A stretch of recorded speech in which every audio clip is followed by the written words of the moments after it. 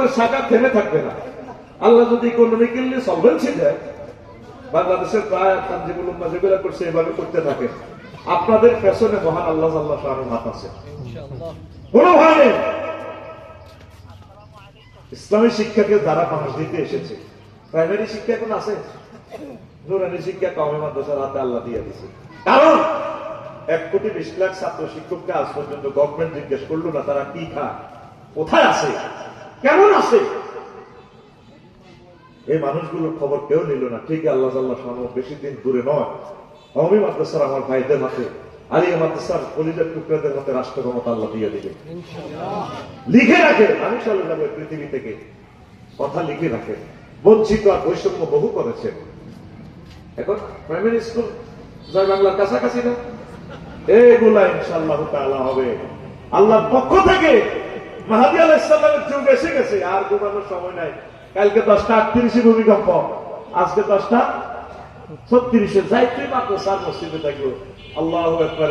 কালকে এই বাইতুল মুকাররমের হযরত সাদের উপরে পর্যন্ত জনগণ, দেখবেন মা বোন পর্যন্ত মসজিদে চলে যাবে ডরে।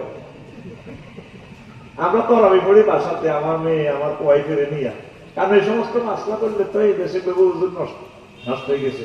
এই মহিলাদেরকে যে আপনারা জানেন জুমার নামাজের সুযোগ দিচ্ছেন না, এই জন্য আল্লাহর কাছে আপনাদেরকে জবাবদিহি করতে হবে।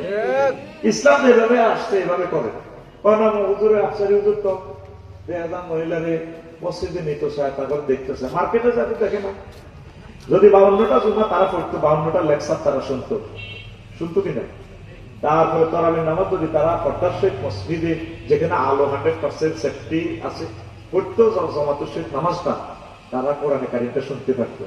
কক্সবাজারের সমুদ্র সাই করতে যান, 3 লাখ মাওলানার যে নামাজটা কাজা হয়, এটার জন্য জবাব বাংলাদেশের আলেমদেরকে দিতে হবে। আমরা যখন জামাতের কথা বলি তখন বলে যে হুজুর নষ্ট হয়ে গেছে, হুজুর আহলে হাদিস, আহলে বাস, আহলে এই কত ফতোয়া বাংলাদেশে। আমমাজিতে কাগে আনেন না, প্রেমিস্টি পরকীয়ার সাথে একটা জড়িত, নষ্ট হয়ে যাবে। এগুলোর কিছু লাইন করে, লাইন করলে তো 3 বিয়া করতে হবে, এগুলো যখন ওয়াশ করতে পারবেন ইনশাল্লাহ। তবে এই কথা যাতে এদিকে না শোনা যায়, তবে আফসারি আমাদেরকে হাম দিয়ে আনি বড় ঘন্টা লাগা দিল। শোনেন, ইসলামের দিকে আসেন, ঠকবেন না। হুনাইনের যুদ্ধে, তাবুকের যুদ্ধে আল্লাহ রাসূলকে সাহায্য চাইলেন, তোমরা সাহাবীরা কিছু দাও, আমার ডোনেট করো স্বরাষ্ট্র মন্ত্রণালয়।